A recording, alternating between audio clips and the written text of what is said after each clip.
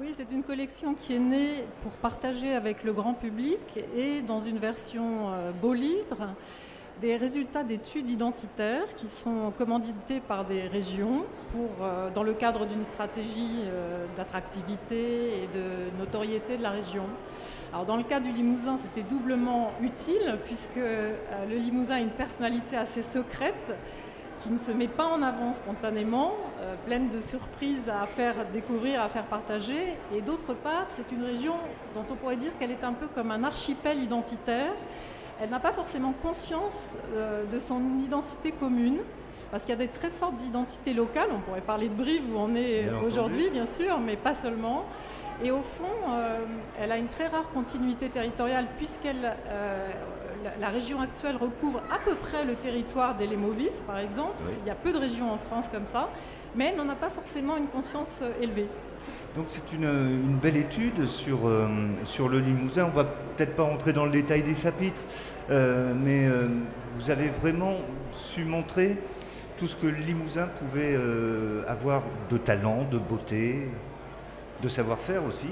Voilà, c'est un peu l'esprit des mots corps et âme. Et en fait, on essaye surtout de partager les valeurs qui fondent l'identité du territoire. Dans le cadre du Limousin, on a identifié 15 valeurs dominantes qu'on a essayé d'aborder à la fois dans le thème des paysages, bien sûr, et de l'atmosphère qui y règne, mais aussi à travers, bien sûr, les habitants. Et les valeurs qu'ils portent, qui sont très fortes, les notions, par exemple, de solidarité, de convivialité sont fortes, mais on peut voir à travers l'histoire qu'il y a des valeurs aussi très puissantes. Le Limousin s'est montré une terre de résistance et de droiture dans les drames. On pense bien sûr à des événements historiques très connus, mais aussi une terre d'insoumission qui reste encore un caractère fort. Le Limousin est têtu. Voilà, le Limousin a une âme bien trempée. Voilà.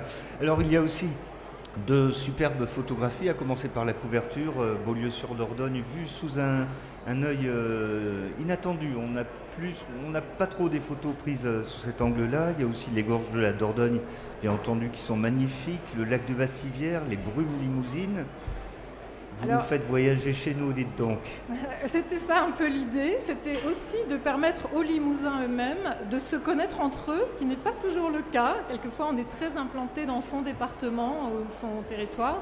Et en fait, il y a quand même beaucoup de points communs aussi d'un point de vue paysager, notamment parce qu'un des points de l'unité, c'est le socle géologique qui est très marqué.